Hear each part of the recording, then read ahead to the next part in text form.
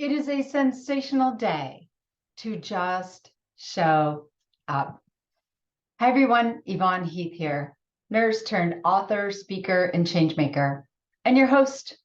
Welcome to Navigating Grief with Heart and Humor, where we talk about plan and prepare for grief, transitions, end of life, and all the messiness in between, long before it arrives, and diffuse the fear so we can live fully now. Personally, professionally, in our communities, at work, at home. It is our absolute journey. It's not a goal, it's a journey to empower ourselves, create resilience, and do it better next time. Most of us have been in the deep trenches of grief, trauma, crisis, and we were ill prepared. We did not have coping skills, strategies. We did not have beliefs about life and death that created a soft landing for us, and we suffered excessively. And we want to do it differently next time. And that's why we're here together today. So thank you. Thank you for joining me. And I look forward to having another wonderful conversation. We allow grief, we allow joy, we acknowledge and allow all feelings, because that is what being human is all about. So as always, I like to start with something just a little bit humorous, because it's already serious enough. I love to share with heart and humor. And as I was reflecting about the show today, I was thinking back of my 3 wonderful children who are so honest. And I have, as many of us have, been up and down with the scale. And, I remember in high school, we were always dieting. Oh, it drives me crazy that we focus so much on trying to be perfect. And I always felt very insecure about my legs, because whether I thought I was overweight or not, my legs, I always had cellulite. And after years of nursing and standing and all these little blue broken veins in my legs, and it was just never, I always wanted those nice athletic legs, and it just never happened. And I made the mistake of asking my children. I asked my older son Tyler when he was little, and I had just given birth to the twins a couple months before, and I was like, Tyler, am I fat? And he's like, no, just your thighs. My thighs, the saddlebags and the cellulite. And then I remember years later, our twins, Jaden and Tanner, and Jaden was looking at my legs, and she's like, Mom, why do you have all of those dimples in your thighs and those little blue veins? And why do your knees look like croissants? So, if you want to be humbled, ask a child for their honest opinion. And guess what? When I think back to that, at the time I was mortified, and now I just laugh, because yeah, I am flawed and imperfect, and I have cellulite and knees like croissants and blue little broken veins all over my legs. And that's me, and I am fabulous. So that kind of leads into our conversation today. But before I begin, I want to just take a moment to land here, be fully present. I know as you have many things pulling you away, different things happening all the time. That's life. I want to be very intentional about our time here together. I want to be landed, present, and just as relaxed as possible, and set an intention. What is your intention? What do you need to hear today? And I want to set the intention of what I need to share today. And also, I am learning with each one of these conversations. So for me, I always take 2 slow, deep breaths. I invite you to create whatever ritual works for you, just to be fully present here, or join me. So I'm going to close my eyes. Do so if you feel comfortable doing the same. And I'm going to take slow, deep inhale through my nose, and out through my mouth. Just picturing myself being more grounded to the earth. One more time.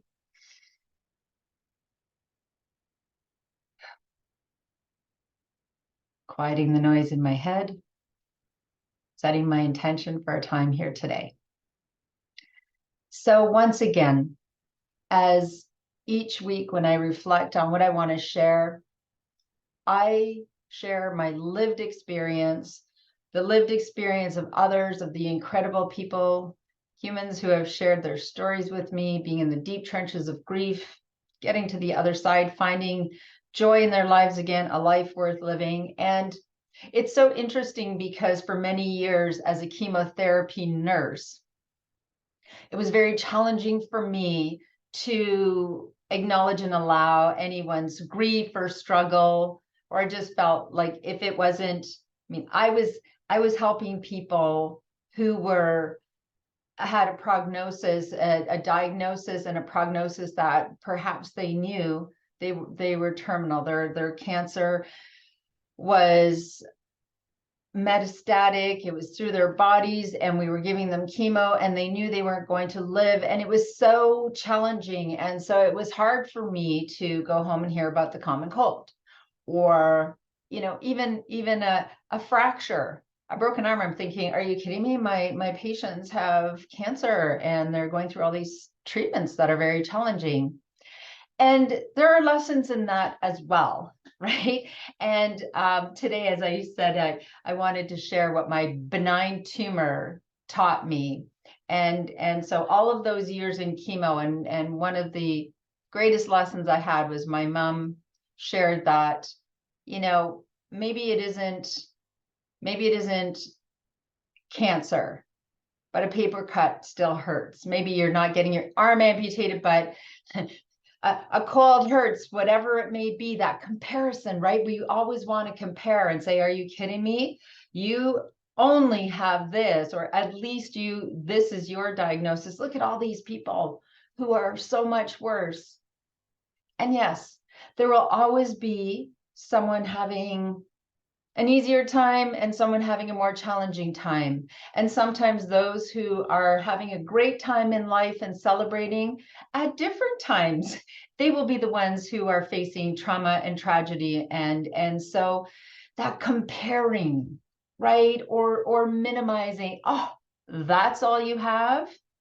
Oh, your husband didn't die, he just divorced you.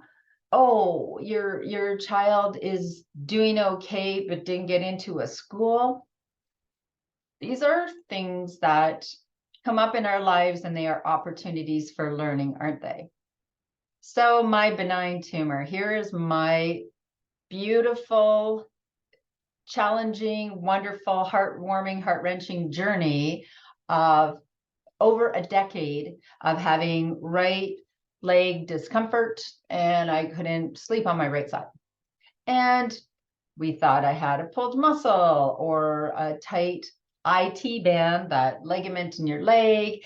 And, it continued on and on. And it's very interesting how we can normalize things, right? I just normalized it. I normalized, oh yeah, I can't sleep on my right side. And I remember a doctor asking, oh, well, how long has that been? And at the time, I don't know, 5 or 6 years. And they just kind of looked at me because I didn't really want to deal with it. I didn't really want to hear anything too negative. And even in that moment, I think, wow, all of those patients in 30 years of nursing with, school and then nursing over 30 years. And all those patients who would come and say, oh, this has been going on for this long. And you'd ask them, well, how long have you been struggling with this? And it had been a long time. And you think, why on earth did you not acknowledge this and get help before? And I remember feeling that, being judgy. I remember, and my tumor, my leg were very humbling because I had all of these things going on. I did kind of go for help, but then not really, I would shove it aside, but I normalized the discomfort and not being able to sleep on that side.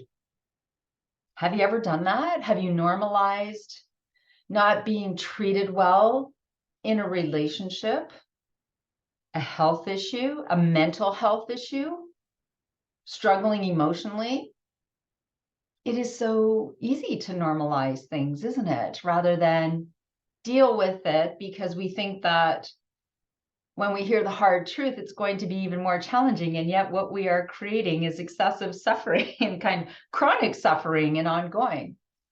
So finally, one day I sort of leaned forward and I could feel in my hip, I'm like, oh, I kind of feel a lump there. And I did share that with my doctor. And I did have conversations, and it was still thinking that it was a muscle thing. So I continued to go for therapy, for physiotherapy, etc. And finally, months and months and months, actually, no, a couple of years later, realized that it wasn't just a muscle. And so my doctor, who is wonderful, sent me to see someone else and that doctor said, I feel a mass there. I feel, there's something there. Let's get an MRI, like, fancy x-ray.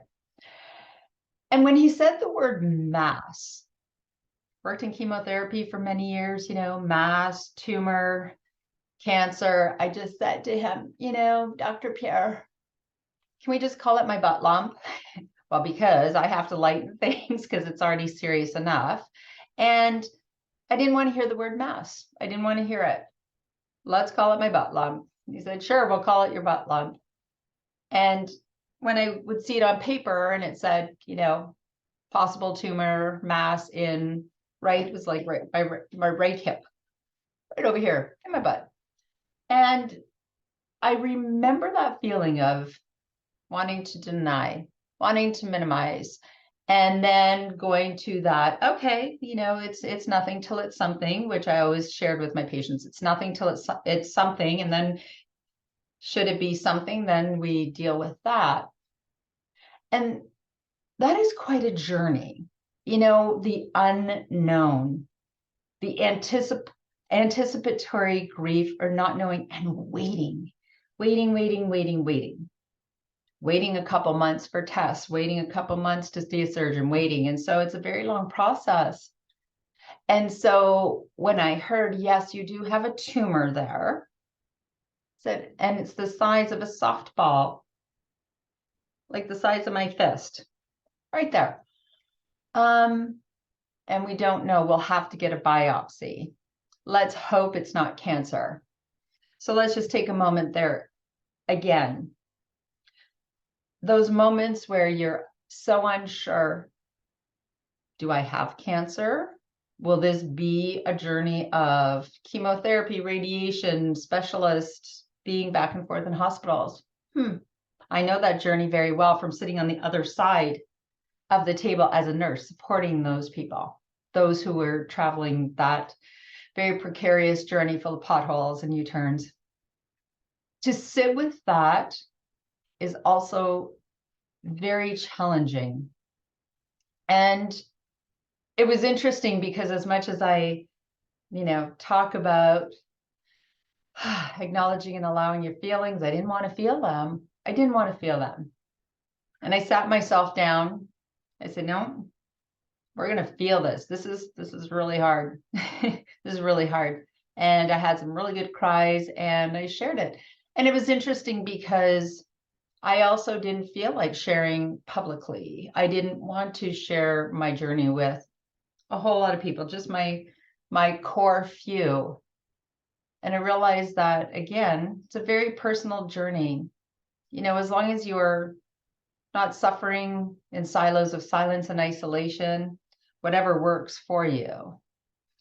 And so I ended up having to have a biopsy, traveling out of town an hour to have a biopsy, and I had no idea what that would be like. And actually it wasn't even painful, which I was pleasantly surprised. And then waiting for those results. And again, that anticipation, that unknown is very challenging. So again, as a little side note, should you be in that situation or you have friends that are in that situation or loved ones, ask them what this is like for them. Just, I can't imagine, what is this like for you? And just listen. Just listen. You just need that space, you know, that safe space to acknowledge your feelings. And so as it turned out, I could celebrate that my tumor, my mass, my butt lump was not cancer. It was a myxoma, whatever. I was like, I don't know what a myxoma is. It was a myxoma. Okay. So then it had to be removed. And then you're waiting again, waiting. And you're wondering, you know, especially when you do have knowledge, healthcare, it's like, okay, well, there's this big softball tumor in my buttocks. I wonder if there's obviously going to be nerve supplies and nerves and tendons. Will this affect my walking? There's just so much in all of this. In all of this journey, you know, there's like these milestones to celebrate. No, it's not cancer. And yet there's so much grief around it. Not the grief of a cancer journey, the grief of having to go through this, of knowing that you had a slow growing mass for years and years, that you have to have surgery and it maybe it will affect your walking, etc. So again, there's so many lessons in that. And you know, when we hear someone's story and we think, oh, that's all you're going through, whatever someone is going through is true for them. And the more that we are able to just love them through their process and allow them their grief, and, you know, if they say, I would love some advice or guidance, you're there to give it. If they don't, you're just there to listen. Over and over and over, I hear that that is the most important thing that someone has done for someone who is going through any kind of situation.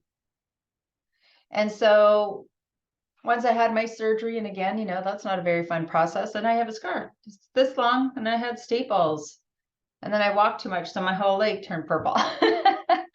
Very stubborn patient, I'm not gonna lie. But to just look down and see this, and now my scar has healed beautifully. My doctor was wonderful, and I have this like divot where it was, this beautiful reminder of my benign tumor.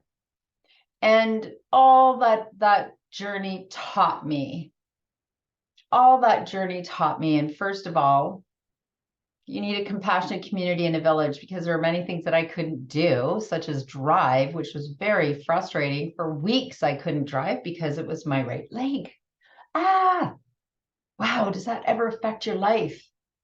I couldn't drive my children to their games or to town or whatever it may be. It really affects your life in so many different ways. And so, and again, my legs that I always wanted them to look like, you know, beautiful runners, swimmers legs with the, now we have the blue veins and the croissant legs and the dimples, and now we have a big tumor scar. I would just laugh. And you know what? I am not going to hide any of it. I remember somebody saying, oh, well, you know, when you go to the beach, you can wear a little cover up. And I thought, no, I'm not covering up anything. I'm just going to wear my bathing suit and let her all hang out. Scars, cellulite, and all. And these beautiful lessons on the other side of this journey. The other side of the journey, one of the most important, or many important lessons actually, one of the things is really easy to be in denial. And it is really easy to deny the truth and to not deal with it when we don't want to hear what the truth may be. It is easy to be in denial. And so in thinking back, of course, I think, wow, all those patients that I thought, geez, you know, you should have dealt with this earlier. I say a heartfelt, I'm sorry. I didn't understand.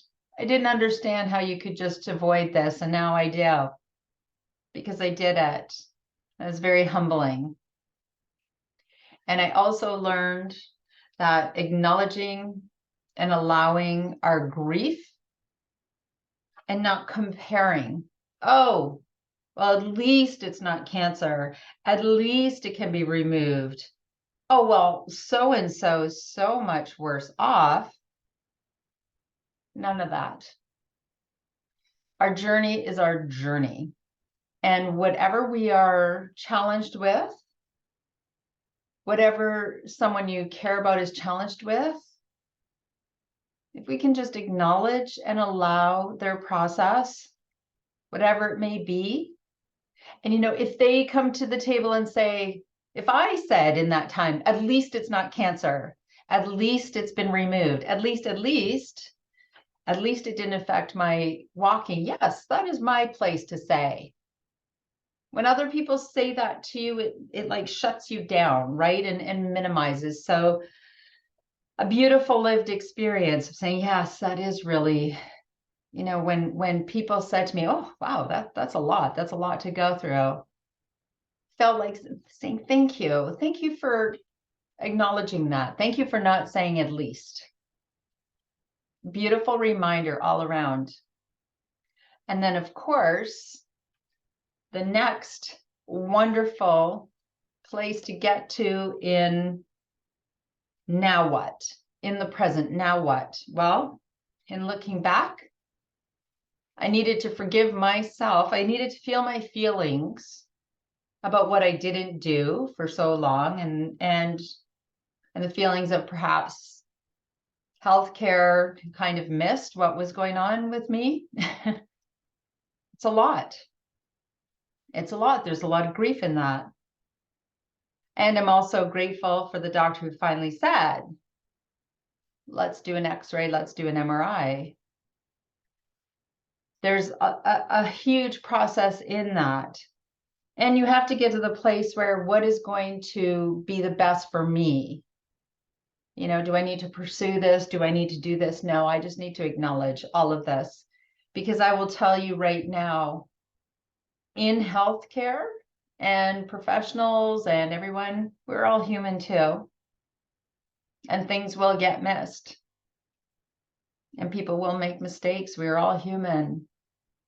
And I choose to allow for that. And I choose to forgive myself. I acknowledge at first, like, geez, yeah, I wish I would have done more. And now what? I forgive myself, and I forgive those who may have missed it. And in reflection, in looking back, I'm grateful for all the lessons that I learned along the way. I'm grateful for the experience, what I could take from it. When we turn our wounds into wisdom. I love that. Oprah Winfrey said, we can turn our wounds into wisdom. Would I choose that whole long journey of over a decade, and then months and months of anticipatory grief and wondering, and then healing from surgery, etc.? Would I choose that? No, of course not. I can choose to look back and reflect and take the wisdom from that. And now I certainly live in gratitude for the doctor who had an MRI and referred me to a wonderful surgeon, for the beautiful, wonderful care I had with this surgeon and the recovery team in the recovery room. They were awesome. And for my wonderful, supportive family, my children, my husband, my mom, everyone. And moving forward, knowing that I have this beautiful scar. See that? That's my perspective. I have this beautiful scar to remind me that there's wisdom in my wounds. And I am very grateful that my walking is not impaired. Woohoo! I still can't sleep on that side. And that is also, I acknowledge that frustration. I also need to do a little more physio. That's on me. But here's the thing. We can choose to stay in the why didn't I? Why didn't this happen? Why? When we get mired in the why, we create excessive suffering. That isn't to say we don't look back and acknowledge and allow all of our feelings, acknowledge and allow the grief, the joy, the messiness, all of it. And it was a roller coaster. And then it's getting to the yes, and now what? I choose to learn, unlearn, evolve, and live in gratitude. And so I invite you to just look back at perhaps times in your life that you have been through something that maybe you didn't, allow your feelings about it, or you minimized, or those around you minimized, at least, which can turn into buried and carried grief, right? As we've talked about in the past. It's never too late to go back and dig that up, because we carry it. We carry those hard feelings. They don't just go away and then they come out in other ways. And so is there anything in the past that you've been through, wounds, whether it's mental, physical, emotional, that you perhaps denied, that you may be able to look back and learn and extrapolate some wisdom? And can you be grateful for where you are now, or find ways to move forward? And are there people in your wonderful community, in your family, in your friends, that maybe were going through something that was very challenging, and perhaps you at least or minimized, or sort of encouraged them not to talk about, because you didn't know any different? We don't know these things, because anything that we are familiar with, become better at, we practice. And all of these conversations we have not normalized until now. And there are many beautiful, beautiful souls in the world now helping to create this change. And you can be a part of that change, because it's never too late. It is never too late to go to your friend, your loved one, yourself, and say, when you went through that, or when I went through that, we didn't talk about it. I just kind of buried it. I tried to minimize. I didn't turn my wounds into wisdom. And I'm sorry. I wish I would have done it differently. I wish I would have known differently. And now we can do it differently. Because that's the beauty. We cannot change the past. We can look back and say, I wish I would have done that differently. And I've written about that in my book, looking back at certain situations. And to be honest, I still do it. And I think, oh, geez, so-and-so was going through this. And here I am having these conversations with everyone and sharing this. And I'm still human, and I still don't always get it right. I think one of my superpowers is being okay with not getting it right, and acknowledging that. So I would love for you to share anything you'd like to share. Dig in, write about it, talk about it. And if you'd like to share it with me, by all means, I am here. And you can reach out to me through my website, loveyourlifetodeath.com, and look at all the beautiful resources there, including my book, my program, and all of those other things. This is always about learning, unlearning, and evolving. And we need to be okay with looking back and saying, wow, wow, I wish I would have done that differently. And we just don't know what we don't know. That's all there is to it. So let's be the change we want to see. And you know where that starts? That starts with acknowledging and allowing our feelings, looking back and saying, yeah, I missed that. How could I do that differently now? And creating that solid foundation. Create your solid foundation so that we can all live, grieve, and die well. And how does that start? With my call to action. As always, plan your life, plan your death, and then just love your life to death. And always bring your own tambourine to the party.